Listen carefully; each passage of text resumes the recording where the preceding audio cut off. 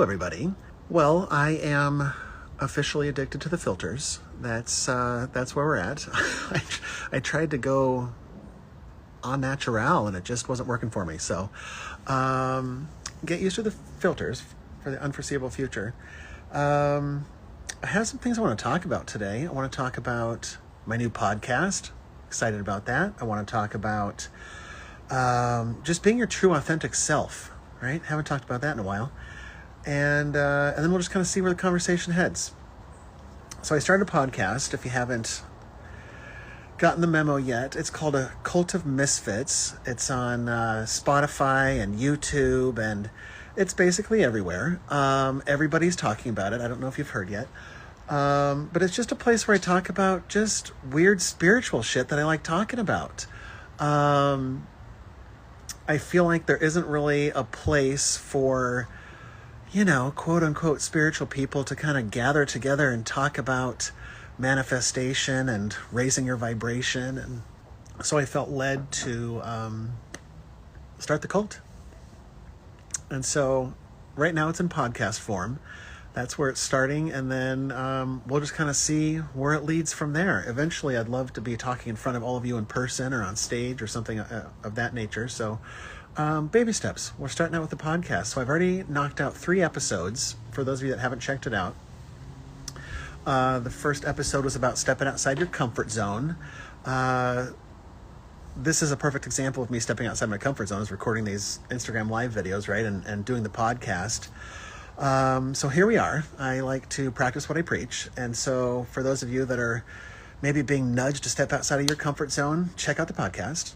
The second one, what was the second one about?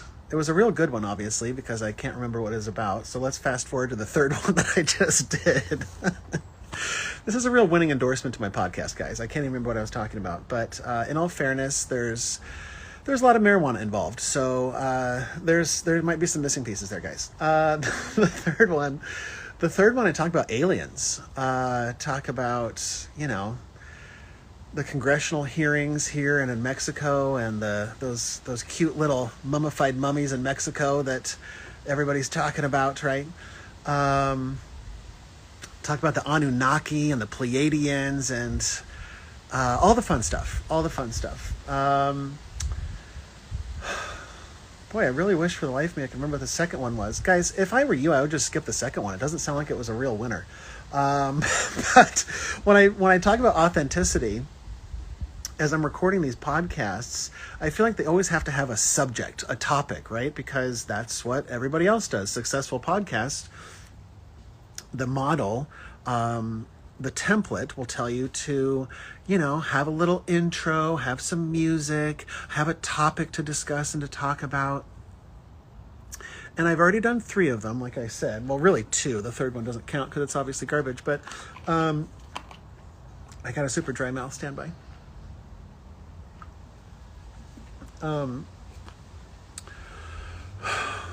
They just feel very prepared, right? I did a whole episode about aliens, so I took notes, I had bullet points. First, I'm going to talk about this. Maybe it'll be funny if you include this joke. Don't forget to talk about the Pleiadians, but then segue into talking about the Anunnaki, and then also don't forget to talk about that. And I feel like I'm in a cage, right? And I often yak about being the creator of your own reality. And so part of that is like, why am I doing something that doesn't feel authentic to who I am, right? And ever since I started the spiritual journey of mine, a large part of that has been discovering, like, who are you, Matt Owens? When I first started diving into spiritual, YouTube videos and podcasts and stuff like that, there's a lot of talk of like, remembering who you are. Remember who you are. You have God within you and stuff along those lines. But I started really taking that seriously and diving deep and asking, like, who am I? What does that even mean, right? And then we start getting into the nature of consciousness, and am I my consciousness? Am I divinity sort of living in human form? Is this all? That's what the second episode was. It just came to me. That the Matrix, that all of this reality is just some grand illusion, right? Or video game or dream or whatever you want to call it. Guys, I'm going to retract my previous statements. It was actually a really good episode. Now that I'm talking about it, I'm getting all jazzed up about it. I love talking to people about their opinion on, do you think that we're living in a simulation? And it fascinates me. So if that's up your alley, check out the second episode. See, I should have guys, do you see how confident I am in my own work? So in being authentic, I just feel like these podcasts kind of feel too, how you say, premeditated. And so I feel happier and I feel more proud of the work that I do when it's just free flowing, when I just sort of let come out whatever needs to come out, and to not stick to the bullet points perhaps, and to just sort of allow what needs to be said, because I believe in channeling. For those of you that aren't familiar with channeling, it's being in flow, having spirit flow through you. You can have that feeling when you're playing piano, or listening to music and you start crying, or just playing basketball and you're just fucking in the zone. I can't use that example because I've never played. I'm not into the sports ball, guys. It always fascinates me when a sports analogy comes along and I'm like, okay, well, don't know where that came from, but I just feel more authentic, and I'm smiling at the end of these videos when I just let it flow, right? And just talk about whatever I want to talk about. That feels real and true to me. And if I want to talk about aliens, then I'll talk about aliens. But I don't want to have to be like, oh, I forgot to talk about that. And also be sure to say that funny joke that you thought about on your walk this afternoon. And it's like, by the time I say the funny joke, it's not funny anymore. It's stale and gross, and I don't like it. So always just trying to be more me, right? That's what my spiritual journey has been about. And so I do believe that I am divinity. How dare you? That's blasphemous. Yeah. Thanks for your opinion. I believe I'm divinity living in 3D form in this 3D realm that is my creation. So when I say I'm really speaking from a place of divinity. But just to play the game, just to be a part of the illusion, and just for the sake of human conversation, let's talk about who Matt Owens is. My whole life, I always thought like, well, I'm just, this white guy that grew up in the Pacific Northwest, and I vote this way, and these are who my parents are, and I like pizza. Guys, I really like pizza. Let's not just brush that aside, because I sort of am fantasizing about it now, so just give me a second. Okay, I'm back. Hi. And I had all these stories that I tell myself that define who I am. I have an addictive personality. That's who I am. I like science fiction. That's just who I am, right? I have 2 kids. That's who I am. But then I started questioning as I sort of had this awakening, right? As the spiritual journey sort of started for me, I started asking like, but why do I respond that way? Why do I react that way? Why do I have that belief system? And these are things that I'd never thought to question before, right? Why do I do that? Well, I don't know. I just have always done that. I haven't really thought about it before. Well, let's think about it, right? It was all new to me. And I started realizing that it's all just programming, right? Programming from society, perhaps, or our parents, perhaps, or our family, or government, education, right? It's a long list. Plus the beliefs that we tell ourselves, that we just, even like, I am fat, I am dumb, nobody will ever love me. These are all stories that we tell ourselves, and then we start to believe them, then it just becomes a part of us. Oh, that's bringing me to tears a little bit. I think that resonated with somebody who's listening out there. Hi. That's my signal that like, oop, that hit a nerve somewhere. It did for me too. And so over the years, what I've been trying to do is to drop all of these masks, pretending to be somebody that I'm not, just to fit in, or so that I don't hurt people's feelings, or so that I don't offend somebody, or so that I don't get made fun of. Long list of reasons why I wear these masks. Maybe you can relate to that. But when I sort of started this journey, I started realizing, holy shit, I'm actually wearing a lot of masks, and they're quite heavy, and it's becoming quite a burden for me to carry all these masks. And so it was very overwhelming to address them all at once. And so how I do it is I just tackle it one at a time. I started realizing and recognizing when I was putting a mask on. For example, old versions of myself had crippling social anxiety, really debilitating. I wasn't full Howard Hughes, never leaving my home and peeing into mason jars level. Not that there's anything wrong with that. I won't judge you if you're there. But I struggled socially. And so whenever I went out,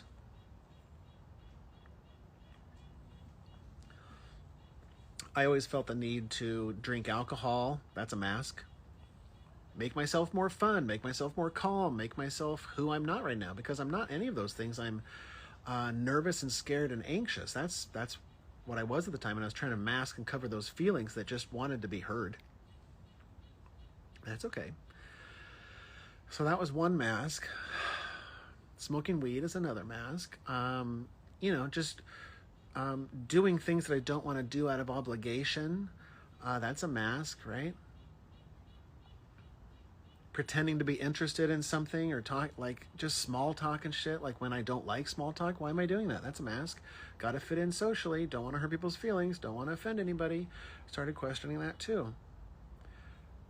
And what I realized is that if I'm to become my true authentic self, just a part of that process, heads up in case you haven't hit this road yet, or, you're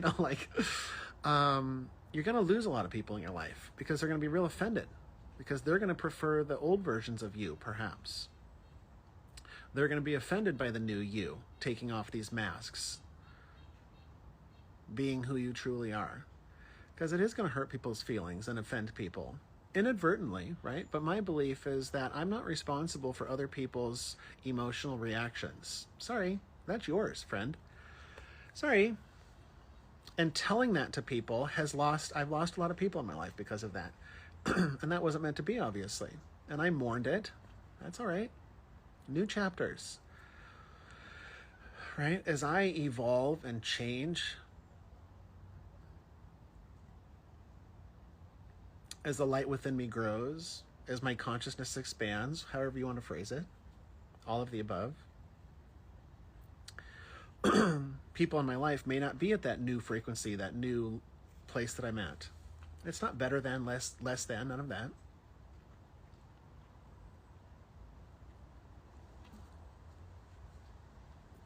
But it's just I'm in a different place now. I explain it to my kids this way.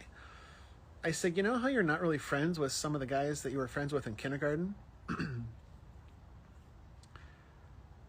My kids are 9 and 7, by the way. And they're like, yeah. And I said, it doesn't mean that they're bad people. It doesn't mean that you hate them. It just means, like, you guys are not really into the same thing anymore. And, you don't really talk about the same stuff anymore. That's all right. Right? You're just in different places. It doesn't mean that you're better than or less than. Get it? And so it's a constant practice trying to keep myself in check. Because I feel better. I'm firing on all cylinders when I'm being my true authentic self. And so, yes, it's a chore. Yes, it's work, but it's just like going to the gym, right? You just feel better afterwards. And so me just sort of doing these free form videos like this where I don't have an agenda, it just feels so good. Me not wanting to hang out at a party and just leave the room and close the door and be by myself for an hour and I don't care what people think about it, that's authentic for me. Because for me, ultimately, what being authentic is, the core thing about it, the base of it is I just want to be free. I want freedom in my life. I want freedom from things that bring me anxiety. So I work at it. Because I hate feeling anxious. I hate feeling stressed. I hate feeling worried all the time. Okay, so I had to ask myself, like, okay, I don't like those feelings. How can I change my mindset? How can I change my beliefs in order to stop feeling that as often? Right? Because it's still going to pop up. It's not about, like, permanently deleting these things, because they need to be there. And you need to have that resistance or there will be no workout, right?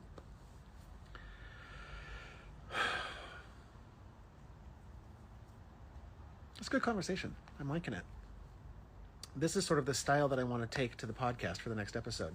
What is the next podcast episode going to be like? I don't know. I'm not going to plan it. That's just me being authentic.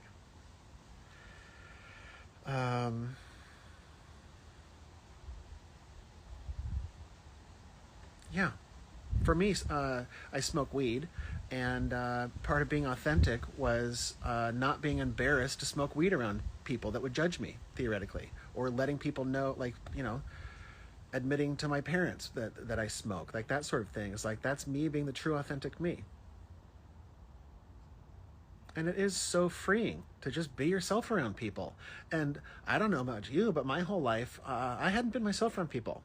That concept was quite foreign to me. And maybe it is to you too.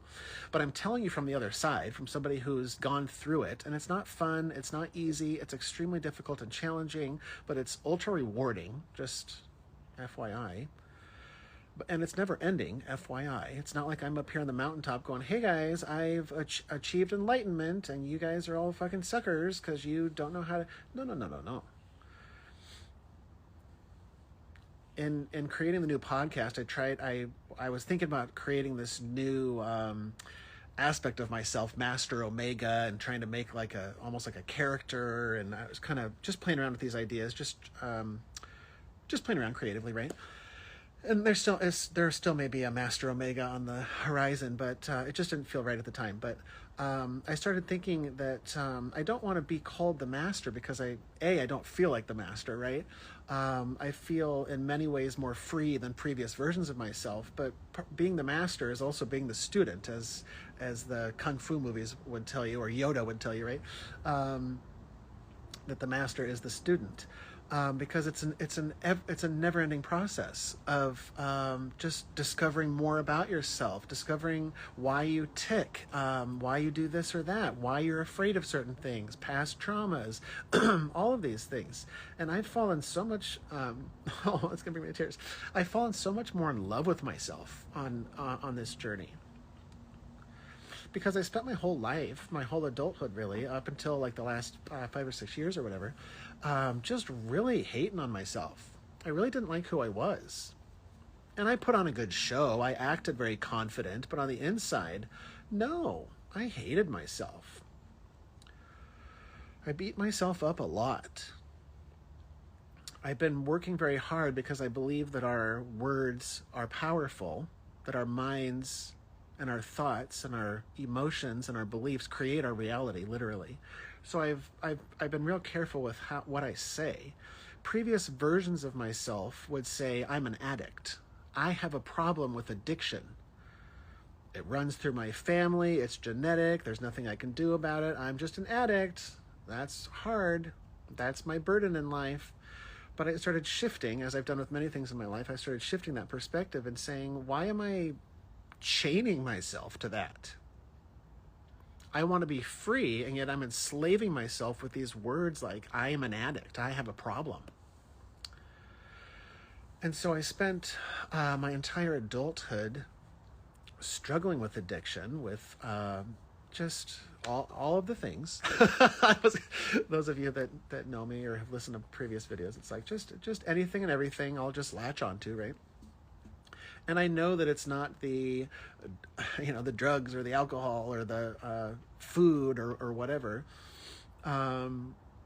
that's the problem. It's my relationship to these things that is the problem. Well, I stopped saying it was a problem, first of all, because that's just me beating myself up. So this is a recent revelation for me, by the way, that I'll just share with you now. My mom also struggles with addiction. And, anytime somebody falls off the wagon, it's always just such a big disappointment for everybody involved. The person who fell off the wagon, and I've fell off the wagon 10,000 times, so I'm not wagging my finger at anybody. I'm just trying to use examples here. And every time I fell off the wagon, everybody just kind of shakes their head like, oh man, dang, you tried so hard. That's okay. You can do it. Try again. And I understand that, but for me, there's just a lot of shame and guilt which recently I've been working very hard to eliminate those things from my life. And so I started applying that to addiction, right? And I started really practicing not beating myself up, not saying, you stupid idiot, how could we do this again? You have no willpower. If you could only get this under control, then your life would finally be good. What? Why? A, why am I saying these things? B, why am I believing them? It's utter nonsense.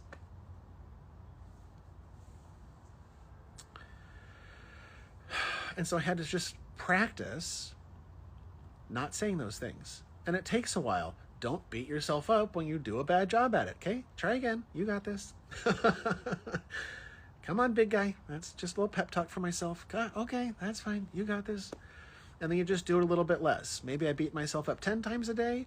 Well, I'm going to try to just maybe do it 5. And once you start doing that, you're going to start becoming real aware of how often you beat yourself up. Because it's going to just be like a neon sign lighting up in front of you going, meow, meow, meow, meow. You did it again. And then I just have to smile. Oh, okay. Yep. Caught myself again. And then I just started doing it less. Little bit less, little bit less. And then it just becomes a part of who I am now.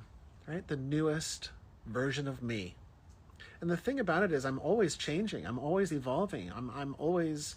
I like to think it's an upgrade, right? But I guess that's just my perspective, of course. But I just feel like I'm always... I just love this process that I'm going through. This is evolution. This is me just... The things that I used to beat myself up over, like, guys, I have a terrible memory. I always have. And I used to always say it kind of, sheepishly, like, oh, I know, sorry, I forgot your name. I have a bad memory. I'll try to remember next time. I don't want to hurt your feelings, blah, blah, all that stuff. Very apologetic. But part of becoming authentic and loving who I am is just laughing and saying, guess what? I got a terrible memory and I'm probably going to forget your name. So if that hurts your feelings, sorry. But like, I don't know what to tell you. Boom. That's me being authentic. All the masks have dropped to the floor. And people respond to that authenticity, I found. And they tend to like not have hurt feelings if I forget the name, for example. If I just say, hey, look, sorry, it's who I am. Or somebody offering me food at their house that I just hate, something that I think is disgusting. And the old version of me would be like, oh, sure, I'll take a few bites out of obligation. Don't want to hurt their feelings. Don't want to offend them.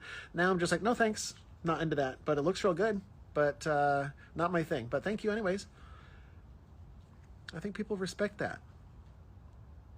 And it also sort of gives other people a free pass to also become authentic. It gives them sort of a like, oh, I can let my guards down a little bit. I've noticed, right?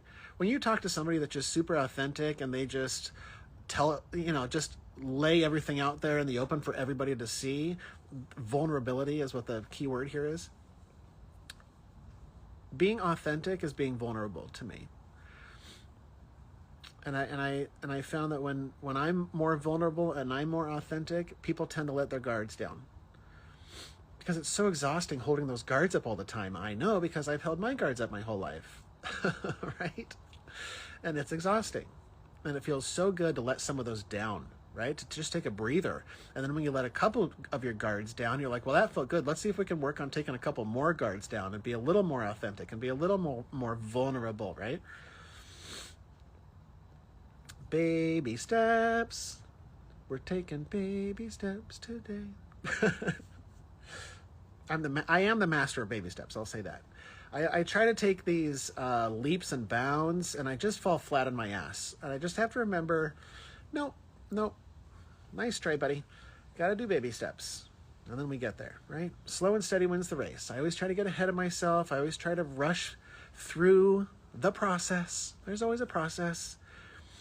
I have to be patient. Every time I try to rush it, I fall on my ass again. I'm like, all right, baby steps. Fine, shit, fine, I get it. Right? For my addiction, it also felt good to just not make it a black and white thing, because my whole life I tried to make everything so black and white. right? And it's just like, it's too restrictive. So I just love learning to live in the gray now. And so sobriety and addiction, that's real black and white. You're either on the wagon or you're off the wagon. There isn't really a middle ground there. But for me, I was thinking that's not balanced. I always talk to my kids about sugar, for example. I say there's nothing wrong with sugar, but it's unhealthy and unbalanced if you're eating 12 donuts a day, for example. God, that sounds so good right now, by the way. Yes, 12. I could eat 12 right now, by the way. Don't judge me. That's all right. I don't care if you judge me. I still love myself. So it's about having balance. It's okay to have a donut, or maybe once in a while, right? Not beat yourself up over it. That's what this is all about. So I started really diving deep and questioning, like, is it okay if I smoke weed? Do I have to go, sober forever? Like, the thought of going sober forever is real daunting and real scary and makes me not want to do it, right?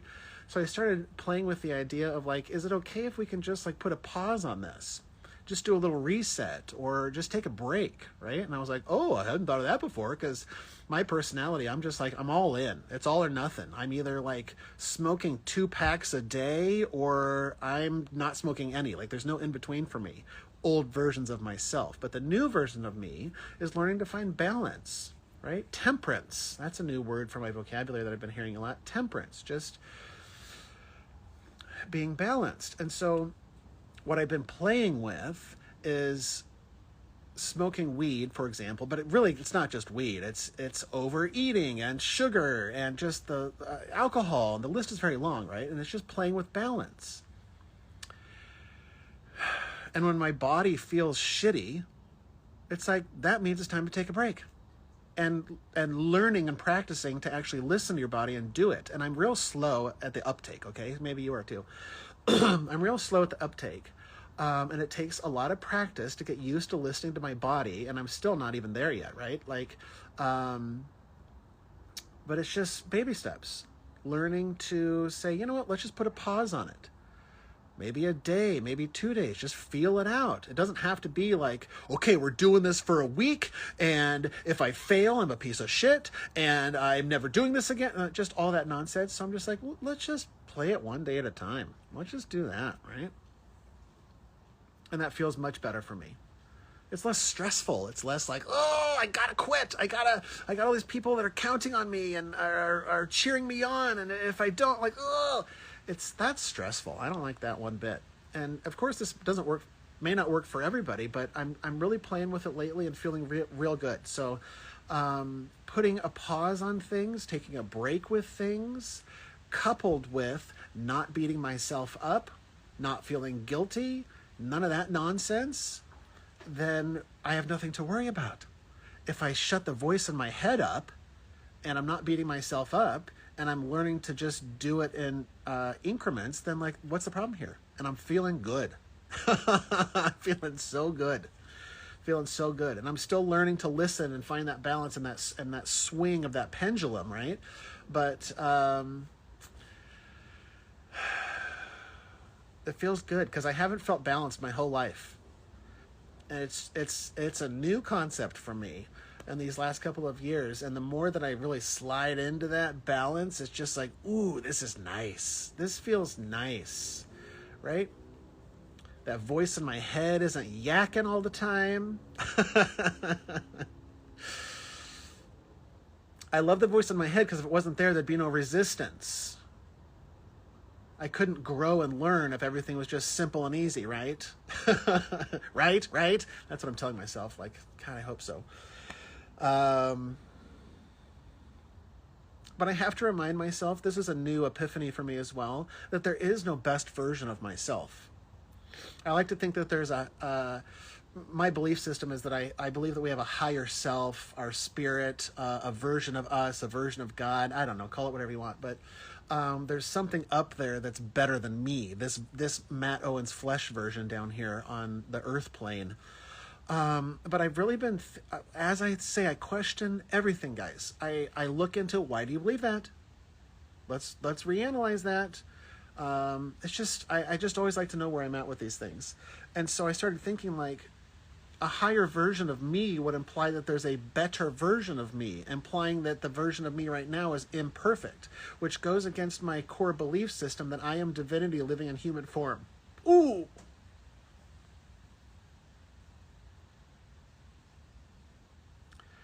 So I've been playing a lot with not striving to be this Master Omega or my higher self or divinity or something that's better than what I am right now, this better version, right?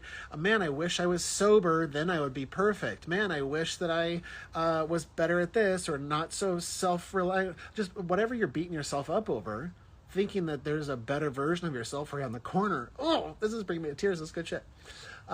This is what I'm talking about. I was just channeling it. It just feels good. This is just coming out in where it's at. That I am the perfect version of myself right now here in this time space. And there's nothing that I'm striving towards. This is all very Eastern philosophy and Buddhist too, right? That there is no striving. There is no trying to just be. And I'm playing with the idea of just being who I am, accepting who I am, not trying to be something that I'm not, and recognizing that I'm not broken. That I'm not fractured or missing a piece, or there's a hole in my heart, or that I can fix something. There's nothing to fix, friends. There's nothing to fix. And the programming runs deep. Religious programming, societal programming, parental perhaps. It runs real deep. That we're born into sin, right? All of these concepts, that we're worthless pieces of garbage, that humans are terrible, that the aliens don't want to come to this garbage planet because humans are the worst. It's just programming, and we reinforce that programming by continuing to say those words aloud. Like, ugh, I hate people. Right? We're destroying this planet. Which all may be true, but we're attaching judgment to it. Right? Yeah, everything is as it should be, or it would be another way. That's exactly right. Yep, and I have to remind myself of that all the time. I'm exactly where I need to be. Okay? I have to tell myself that quite frequently, by the way. Because the voice in my head, Hal, as I like to call him, Hal is always telling me that I'm not where I need to be. That there's some place out there that's not here that I need to be at or get to, or compare myself to other people, that I need to start being like them or copying that person or any of that nonsense. Programming. And I'm getting real good at undoing that programming. Because that leads to my freedom. And I just want to be free. I just want to be authentic. And it feels so good.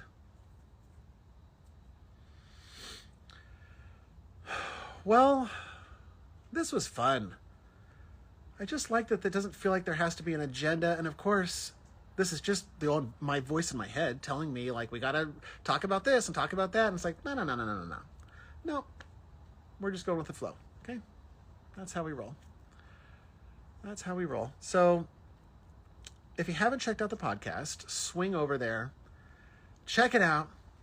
Spotify. It's everywhere, guys. YouTube. A Cult of Misfits. If you feel like a misfit, if you feel like you don't fit in, if you feel like you talk about, the Nephilim or, creatures living in the middle of the planet, you're gonna like the podcast a lot. This is the type of thing we're gonna be talking about. So go and check out A Cult of Misfits. I also plan on making more of these live videos on here just because it feels good and I love it and I love talking to you guys. And it just sort of is me hitting the spiritual punching bag and just staying sharp and honing, just honing it all, guys. So love you, and more to come. End transmission.